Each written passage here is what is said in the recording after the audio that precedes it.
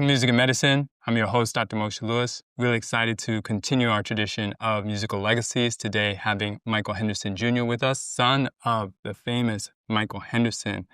Such a blessing. So many hits that we know and love. Valentine Love as one. You Are My Starship. We're going to get into talking about some of the music legacy that is behind these amazing hits as well as others. So, young man, how are you? Man, I'm excellent. Thank you guys for having me. This is beautiful what you guys are doing. Honestly, I'm honored, drive us a little bit, Coachella week. I think that Coachella week, but I made it. I'm alive. We're here, we're hydrated. So. Exactly. We got all the things we need. Sometimes, just in case, there might be some people that aren't as familiar, and we certainly see that as now music's gotten so multi-generational, but some people listen to that, may not know this. We'd like to take a little walk down memory lane. So we're just going to take a little listen to a couple of songs. That's okay with you? Oh, yeah. Let's do it. Sure.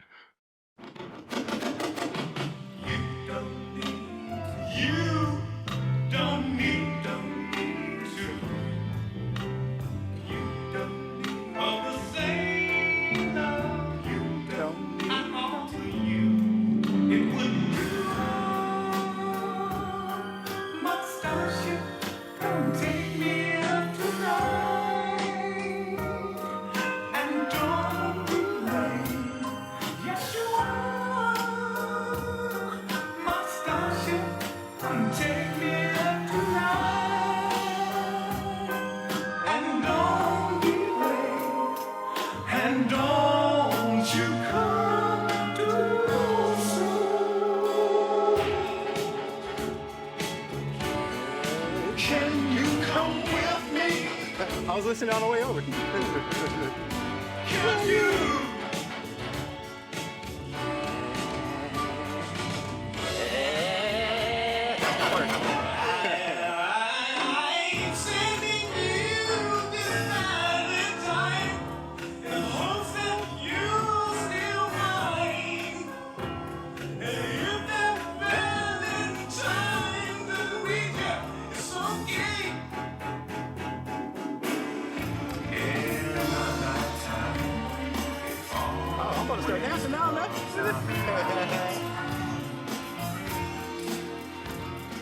Jogging, I can't keep up with you. In the park, I missed you. But you better not try to tell me. Don't try.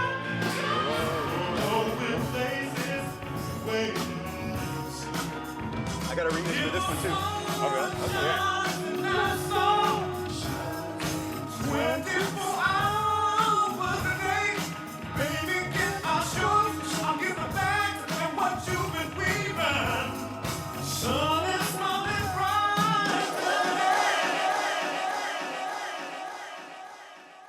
Hey. Absolutely. So we got to give it up to DJ Space Jam, who put that collabo together. DJ Space. Absolutely. As you know, when we were talking, one of the major reasons that I was so impressed and wanted to have you was because we always hear about when an artist passes on, and we know from a personal level what it's like to lose a parent. There's nothing like it. But we always, I think, tend to assume like, oh, things will be fine. They're set. They got it all figured out. To meet someone so young, and in this case, your dad, recently passed, so certainly our condolences, who's so passionate and working so hard to preserve your dad's legacy is something I feel is admirable. So I wanted us to have that chance to talk about what actually really it requires behind the scenes. Because often, sometimes, T's haven't been crossed, there's legal issues, copyright, all that stuff. So before we get there, let's talk a little bit about just kind of growing up with him and some of your fond memories about Dad. Yeah, I mean, definitely. I was born in California on January 22nd, 1986, right? Okay. So when my memory started kicking in, it's about 4 years old around that time. Mm-hmm. And I remember my days consisting of always wanting to play video games with my dad. My dad is very charismatic, right? Coming from his background. So, just imagine that energy having, this guy's an amazing songwriter, all that. So Every experience with him was something brand new, exciting. And I was, I was just emotionally there. We were huge on video games. Yeah. And the funny thing is that at 4 years old, 4.5, I knew he was huge on music. Right. So I'm like, how do I connect with him? And I remember I wrote a song when I was 5 years old. Wow. And it was called Hollywood, Mexico. Okay. And my dad actually put the song out a long time ago. Right. Hollywood, Mexico, yeah. He put it on Arizona. Cedric Sabalis, I believe that's his name. He was a basketball player. And they did another separate song. But, growing up with my father, it was a lot of imagination experiences and developing your imagination to putting it into this reality. My dad was, he wasn't very stern or very strict, but he was very, in pushing you forward in your creative stuff. Right. I was very, growing up, I was a different kid. I liked to play with my toys and video games, but I had a huge imagination. So instead of going with the crowd, I would be in the corner imagining how we can all play together and implement those ideas. So for me growing up, it was a little different. I was homeschooled also. Right. So I went first, second grade, and then we moved to Detroit, Michigan, in third grade. And growing up with him there, it was very close because we all lived together. And that's where he taught me how to fish. A lot of people don't know that my dad is an amazing fisherman. Right. And we even won like some championships out in Detroit. But growing up with him was, it's just, from my experience talking to my friends, it's normal. Because he didn't really throw the celebrity stuff at me. He really cherished us having a normal life. So that's why you guys didn't really hear about me. Because, Right. I was just Protected. behind the scenes answering the phone calls when Miles Davis would call. Right. You know what I mean? Like, that's what my dad would have me do younger. Right. He would make sure I would answer these business phone calls and make sure I'm in the vicinity in the living room when he's talking. So I would listen to every word. And Miles Davis would call. And he knew when Miles Davis would call, right? So glad you answer. And Miles Davis, he would call and he'd say, "What the f your daddy is?" Imagine a 4-year-old, 5-year-old hearing these things, right? I'm like, and I just hear this piercing voice of like, oh my God, that's evil. I don't know what's going on. Dad, you screwed me. Ah! And I just start crying, Right. And I remember one of those specific times, Miles Davis, he cut me some slack in his own way. Right. So he says. And he said, hey, Mike, hold on before you get your dad a phone. After we gone, you gotta talk about us. Your daddy, he's the baddest bass guitarist on the planet. And you gotta make sure to say that. You remember that? You know that, boy? And I was like, That's all right. yeah. So those experiences would happen where there would be legends calling the house, like I remember my dad would be talking at Busta Rhymes or, oh, there's a Tupac deal coming or something of that sort. So the cool thing is having random musician companies and sometimes the artists reaching out. And I would look at that as a big footnote, but I wouldn't talk about it because if I was in a school situation or something like that, I didn't want to mix those two things in and compromise what my dad had going on and what we had going on. Sure. Now that we've gotten a good foundation, give us some of that sense, maybe 9, 12, when you started to, maybe even a little bit older, start to really know some of his music or hear it. Oh, man. Actually, that was 6, 7, because I was a huge gamer and Mario Brothers, right? So my dad unknowingly helped create, I believe it was a second level Mario, the Water World, right? That's one of the songs. And I'm playing it, right? And I remember my dad would always play these songs. And I'm like, Dad, this kind of sounds familiar. And he's like, but what you mean? He hears it. He's like, yo, Miles, these stole this stole life. And I remember he called Miles. He's like, Miles, man, they stole this. Miles didn't care. He was like, it's technology. I'm not really worried about it, man. It's going to get worked out in the future, right? Sure. And my dad was like, whoa, what the hell is going on with this? Sure.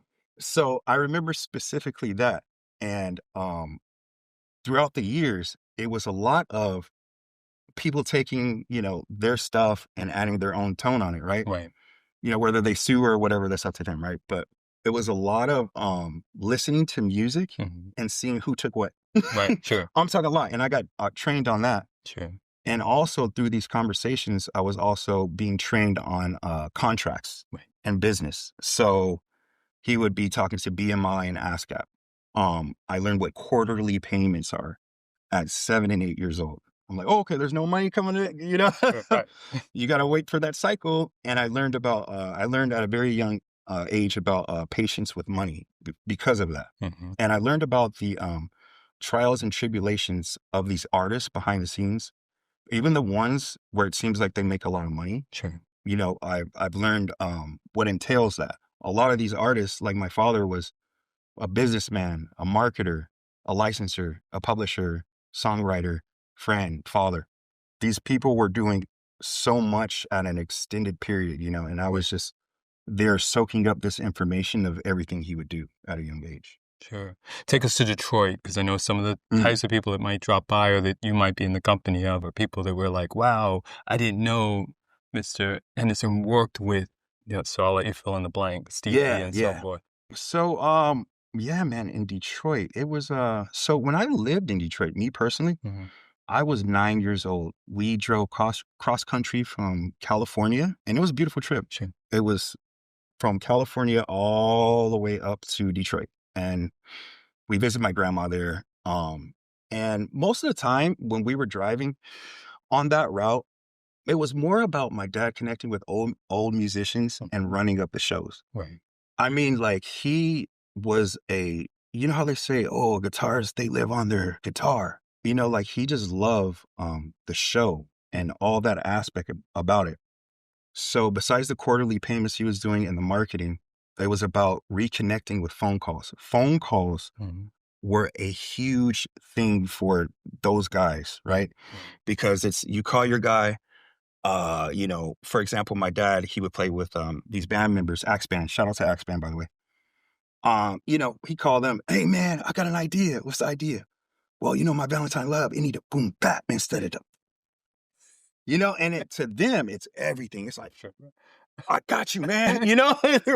Right. that boom bap, you know. So it's about dissecting these songs. And I'm talking about these guys, my dad would sit there for hours throughout the day. I'm talking about 4 days out of the week and study his songs from 10 o'clock in the morning until close to 7, 8 o'clock at night, Mm. in between talking to us here and there. Wow. So it was a lot of studying, and it's selfish to a point, but you had to, if you're that great, you had to be that selfish because he was putting himself in the best energy, you Sure. know?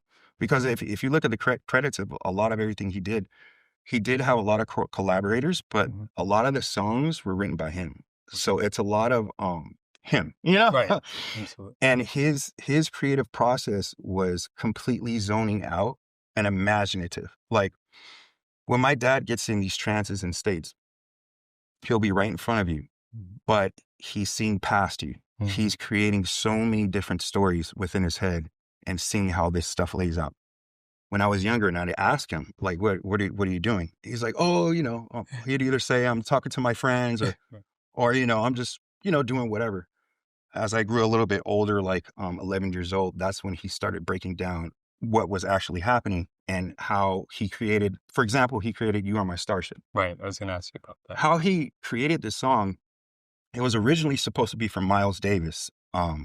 Nobody really knows that actually, but Right. it was supposed to be for him. And in this New York studio, he's with some other associated acts, and a UFO pops up, right? A real UFO, boom, right there in front of the studio. My father tells me when it popped up, he just started getting this tune in his head, an exact ballad, and also lyrics. Right. And right when he had it, he was like, dude, I had to go to the studio. I want it for Miles. I want it for everybody. But then he started really noticing that the information that he's getting for these songs and stuff like that, it's almost when he's not thinking. He calls it a felonious moment. Mm. But when he talks to me and breaks it down, he says it's information from other people that are not human or Mm. that are not there. So that's how he was able to make that song. He said, they told me the lyrics, they told me the tune and everything. Wow. That's how I get these felonious moments. I'm sitting there, I focus, I don't think about nothing. And then it's either from God or some happy alien. And they give me this information. Sure. So his creativity comes straight from the spirit and spiritual practices and activities. Absolutely. And did you know Norman Conyers or ever get a Mm, chance to interact with him? so Norman Connors, I know him Okay. very well, right? I know the conversations, the whole entire history. Right. But me per se, no, I was back in the shadows. The Right. the person I would interact the most was Ray Parker Jr.'s son. Sure. We would play video games in Lake Tahoe. We would Right. play this little tink video game, because I was a master at video games. So I was just teaching him how to play it.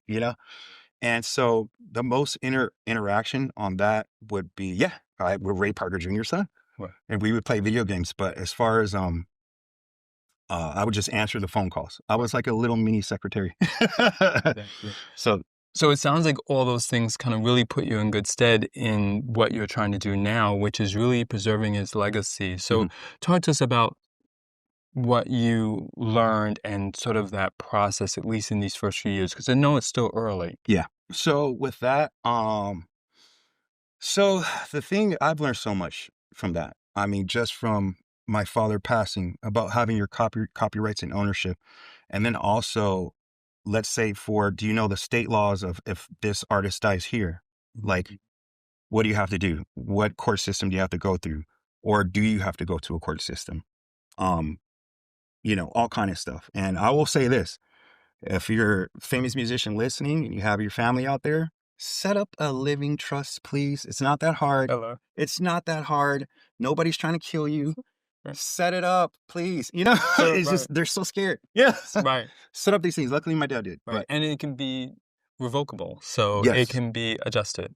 yes, it So, can be adjusted. Gifting also is another thing you can do. You can gift your masters. I highly suggest every artist, especially the older musicians, start your own music publishing company. Like nowadays, it's a lot easier. And what they do, you can look it up on the internet and see exactly what they do, and you can do it yourself. So I learned a lot about those things. I also learned about dealing with family when they die. Oh my right, God. sure. Everybody wants to kill you. Dude, Right, right, sure. everybody thinks that you're Right, just a criminal just for answering, right? right. And how my dad died, it's strange because it was in around 2018, 2019, he started giving me phone calls and saying, "Hey, I'm not going to be around here for forever. So we need to start setting up plans for when I'm going to pass." And I'm like, dude, that's out of nowhere. What are you talking Right. about? And I'm just thinking like, yeah, whatever. And then I remember COVID pops up, Mm, and COVID pops up and he's like, "Hey, dude, we really got to activate these plans." And that's when we start talking about remixing You On My Starship, doing all these different mixes, me clipping everything and remixing all his videos and all this stuff. And we're fully actively doing all these plans and setting up all these deals. And he gets hit with COVID and, um, he takes the shot. mm, But the problem is that shot, it caused underlying health issues. mm, So as soon as he got the shot, this cancer just spiked up. mm. And it spiked up so fast into like stage 3 and 4 Wow. because of whatever is in that shot, Mhm. spiked it up. So, then from those phone calls, then it just gets sad. It's just more of a, I'm not telling the family what's going on because he didn't want them to know because Mhm. they can't handle it. He's the head guy of the family. He's gone. It's torn apart. So then I had to take on the responsibility of holding that secret with him. Right. And I was with him in this experience, finding these cancer facilities, calling this place, calling that place Right. to try to help him when he's in the hospital. All this whole long process of months, 6 months or so. And then he has a stroke and then, he can't talk anymore. So then when he can't talk anymore, it's deciphering what he wants. And another thing is when your loved one goes into hospice care, how are you feeding them? You don't think about these things. Right. What if he wants food or what if he wants water? And then you have to worry about the cleanness of the water. You can't have plastic stuff. You can't have all these other things. So it's it's very hard. It's probably one of the hardest things I ever had to go through. And every single time you feel this, you feel a ball right here, and then you feel a ball in your throat. You feel this ball in your throat because you don't want to cry. You want to articulate your words so your family can understand and the record companies can understand, because you have to inform them. You have to go through that process as well. So you also have to talk to the press, New York Times, all these people calling. When you're still trying to process and you're still mad about what happened, because that situation could have been avoided. So then you have to get over yourself. The first thing you have to do is get over yourself. After you get over yourself, then you have to handle the business quick, but you're never going to get over yourself. So it's just a big ball of pain. I'll be honest with you. Tremendous pain. The only thing that's going to get you through it is family and God. That's literally the only thing. If you got your higher power, that's the only thing. And resources on the internet. Look up stuff. Even if you're in a dire situation, your situation may not be that dire. There's help everywhere. I sent out requests from lawyers. Even though I had my stuff straight, I gave lawyers little retainer fees. And the retainer fees, people think they're thousands. If you find a cool lawyer that's talking about what you're talking about, you can give them $200 or something like that, and they'll give you everything. And they'll tell you, and they'll make sure you're good. So I'll say from a legal standpoint, before you start crying and tearing up, while that person's in that state or before that state, make sure you get that handled as soon as possible, because later on, you have to deal with the family. You're going to deal with your loved ones. They still love you, but for that moment, they're not going to like you because you're the person that's handling everything. No matter what they say, it's just somebody's going to be plotting, So to avoid that, I would say just have a clear message, ask for help, but then if they're not helping, keep it trucking, and that's what I had to do. I had to keep it trucking. And once I kept it trucking, great things happened. We had a big celebration of life for him and all that. But if I got stuck in listening to other people's things on what I should do, that's not looking for the best for that person, then, you just got to do it. And I'm not saying it's a bad situation, what happened. I'm just saying, like, you seriously have to iron down and do this, because nobody's going to do it for you. And if you buckle down and cry, it's going to get way worse for you. Cry later. Just get that business first. Yeah. No, we can feel your pain and appreciate your sincerity in really being there for your dad, literally and figuratively. I don't know how someone can easily, walk through anything like that, especially when you're seeing it happen in front of your eyes.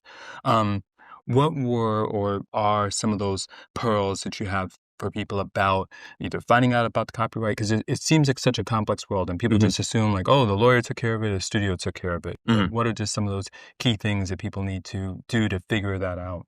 You can actually go on, official website and look that up yourself. They also, they're very helpful. Like, you can straight up look at a number and, hey, I need to know if my song's copywritten. Go to the copyright and they will tell you. They'll literally tell you. It's very easy. It's not as convoluted as it used to be, where you have to make friends with the person, send letters or do this, do that. There's literally a hotline there just to make sure your copyrights are good. You can do that. And then also, for the people that are already established, you might want to get with a good distributor or a side company that just makes sure you're completely organized. Like the one that I'm with is AO Music Group.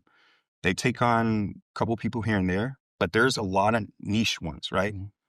While you're grieving or suffering, partner up with them, work out some deal where maybe it's 10, 20, 30, whatever it is, but they're going to make sure your stuff's golden. They're also going to look and see who's stealing your stuff. So I'll say, get help. And that's very important. Don't put this whole responsibility on yourself. You can literally just outsource your stuff, and you should, because putting this all on yourself, especially in death times, oh my God, dude, you're probably going to die yourself. I mean, when my dad died, dude, I didn't eat for like 3 days. 3.5 days. I didn't drink water for 2 days. No liquids in my body for 2 days. So how am I supposed to do business? How am I supposed to do that? So what I did is I searched for help. The biggest thing is searching for help, but search for the right help. And sometimes that is not your family. Right. Sometimes that is a straight business. Right. If you hear this, we're saying, Right. when somebody just died, then respectfully, let that person grieve, and then go around and deal with the people that you're paying or working out some deal, because they're going to make sure your stuff is right. So I'll say, get help, get help, get help, get help, get help. Because we grew up in a society where everything is about, oh, it's the number one, the number best, the number this. That's so far from the truth. It's just get some help. So I would say that, and look up the basic laws. That's where you start first, because there's so many people that don't do that.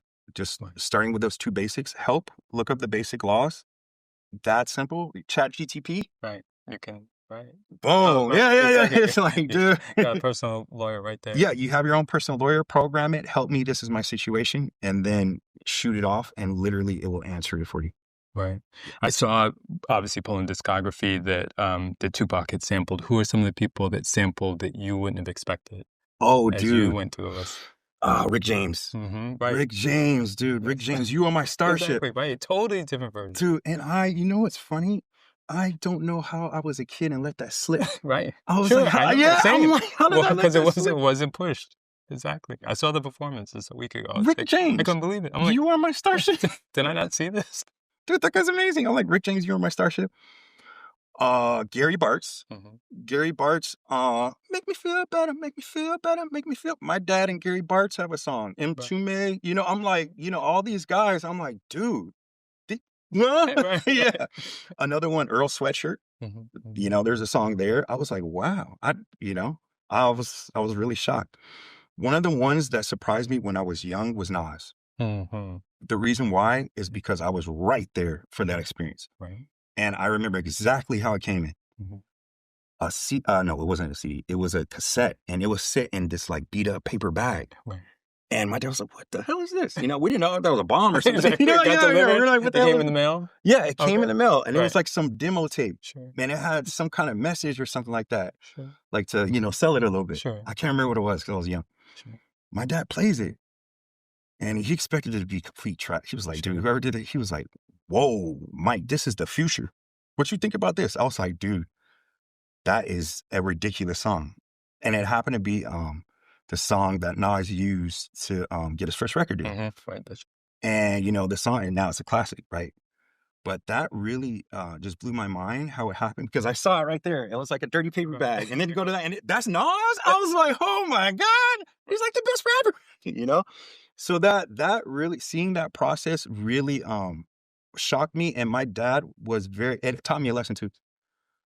Considering the situation, like whatever, how it came, my dad wasn't even worried about that. He's just worried about how much love they put into it.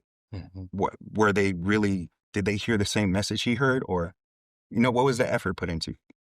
And there's mass effort put into it. So my dad, he loved it, co-signed it, and was really happy about that. So that one was a big shocker for me. Sure. No, absolutely. I'll say that for sure.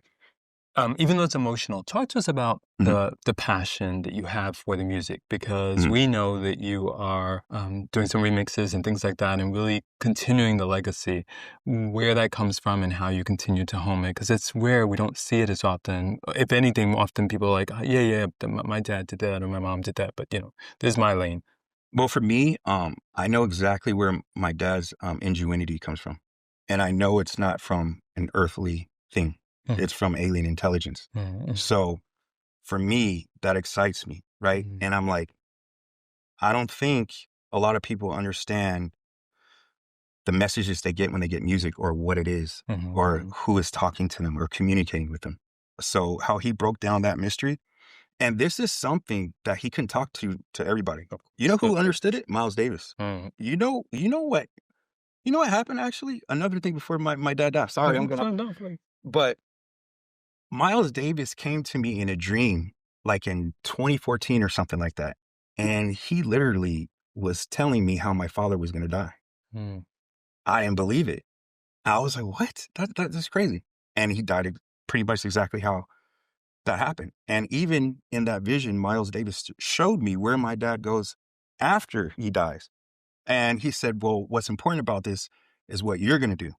Because if you don't pick up and continue the music, right? If you don't do it, and in the stream, he specifically said that if you don't do that, he can't do that, what he's going to do over there, because then he has to keep coming back here. He has to come back again and redo that.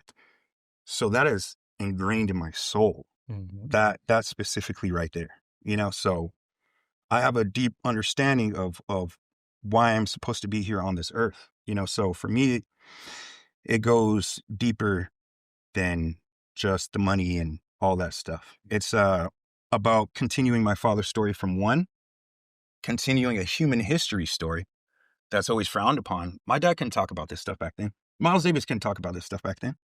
You know why? Because the tabloids would be like, oh, hey, are they psychotic or devil worshippers? Right. Yeah, on Nick's, you know what I mean? Sure. And while they're reading the Bible, you know what I mean? Right. What are you talking about? Right. So it's just continuing that and opening people's eyes is what does it for me.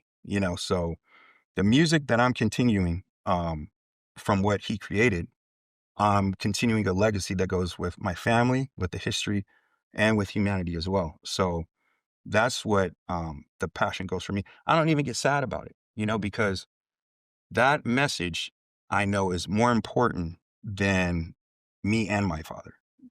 Putting that out there and inspiring people and making sure they don't feel alienated for having these thoughts and having these interactions. And you know how many awesome celebrities there could have been, but they always got that one friend that says, you can't do that.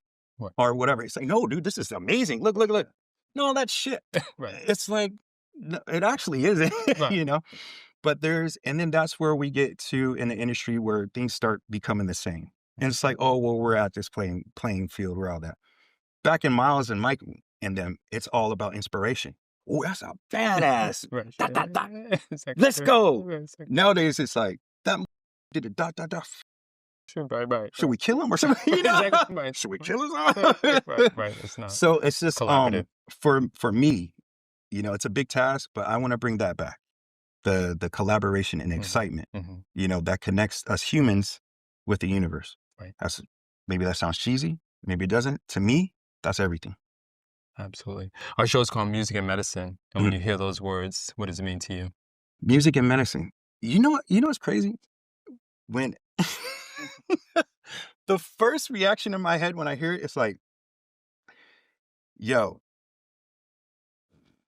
moderation, right? Because, in music, what's advertised again, so the alcohol, the drugs, all that stuff. So when I hear that, I hear, you need to check yourself. And I hear that in a good way, because you got to understand, I come from this legendary background, right? So these legends, I've seen their families, and I've seen some that are healthy and their families are healthy. Right. I see some that are not healthy and their families become not healthy. What these stars don't realize is that they're blessed because they can hear messages in the universe. They hear vibrations from aliens and God, right? They're focused on that. The family they create, they're excited because they're like, oh my God, we have this little freaking person here, right? They forget that because they're more excited about that stuff, which I don't blame. I get it. But you got to remember, this team is here fighting for you. You know what I mean? And then sometimes you can forget that because you're thinking, oh, I'm not doing enough. So, forget them right now. Okay. But it's not that, dude. It's more about moderation and asking for help. Music and medicine, I think it's a perfect name, dude. Sure. I think with this, you can change lives. It would be awesome to have artists come on and talk about honestly, you know what I mean? About honest, because at the same time, we're not here to judge. We're here to get better, for somebody that's hooked on coke or meth and all this stuff, you actually can make a song about that and the process of getting off. Right. And that might boost your sales. Sure. Right. Why don't you tie that in with your sync placement? Right. All right. I bet you they love it. Yeah, they've been waiting. Sure. You know what I mean? Yeah. There's so many different strategies you can do just to get better. And also, I think the most important thing, a lot of artists think their creativity comes from drugs. No. Their creativity comes from when they're completely hydrated, because their stuff is working properly. Yeah. It's like before they smoke weed, they get hydrated. Before they do coke or something, they had a dinner, so they had it. But then when they're on that stuff, then they start to deteriorate. And then the next day, oh, it's the recovery process, right? Oh, no. You know what I mean? But instead, no, you need that orange juice, that sea moss, Right. and that. So I think these people need a plan, a health kit plan, where it's not, we're over the phase of embarrassment. Sure. That phase went out. Look at who runs the world. Look at the peoples, right? We're over embarrassment. So it's like, it's about nurturing your health so you can come out with the better music. Who came out with a song recently? Lenny Williams, right? Yeah. Looking great, right? Up there. Exactly. Healthy. Yeah. George Clinton, Vibe. he's about to do a concert. Sure. Look on his Instagram. He's out there jogging. Exactly. I saw him. I was like, bro, he's motivation. Right. He's past some of that other stuff now. You know what I mean? And that's what these older artists need to see. It's a brotherhood and everybody loves them. It's not about making fun. It's about being together. If there's somebody making fun, well, now that ain't your person. That's not your tribe. He's not going to buy your album. So who cares about him? You know what I mean? So it's about really nurturing yourself. I love the name Music and Medicine. I just think that, from your show, I hope that, something happens where these guys are reaching out and getting on health plans. Like, oh, I didn't know sea moss helps for my creativity. Right. Sure. I didn't know blueberries. Exactly. Here's another one. Are an antioxidant. Yeah. My father had a dream in like 96 or something like that. And it was about Miles Davis came to him and he said, hey, whenever you get depressed, your liver messes up. You should eat blueberries to filter yourself out and your brain thoughts. He told his mom this. And she eats blueberries every day. So she's like, yeah, my grandma, she's like 97, still alive, talks, beautiful memory. She eats blueberries every day. Sure. And my dad, he didn't do that, Sure. Not quite. But it's just that, the health is so important. And that's the make or break for these guys. You see the older guys in the game that last a long time is because they're songwriting behind the scenes, not out there getting all the time. If you did, it's okay. But just know, the drugs are worse nowadays. Sure. The alcohol's worse nowadays. The food is deteriorating, so you have to put that much more good in. So that is everything to me, dude. I love it. Yeah. I couldn't have said it better myself. We're imperfect people and we live in an imperfect world, but thinking that we can create excellent music or any type of thing by putting impurities any more than we already are between the plastics and other things that are out there is really not a formula for success in the music business. It's certainly, listening to Michael Henderson Jr. today, not a formula for long-term success. And with several of the people we had on today, they're survivors, they've become legends, of course, but they haven't really said, I need to continue to abuse my body. I need to start taking care of it. Of course, when we're younger and maybe not as aware, we may be more naive and put things in that really, we don't need to waste time with. But we're older, we're smarter, we have more information at our fingertips. Follow the advice of this young man here in terms of getting a living will, making sure you take care of your copyright, learning some law, talking to some lawyers, but also probably the greatest message he had today for us was, especially in periods of darkness, times will not always go correctly.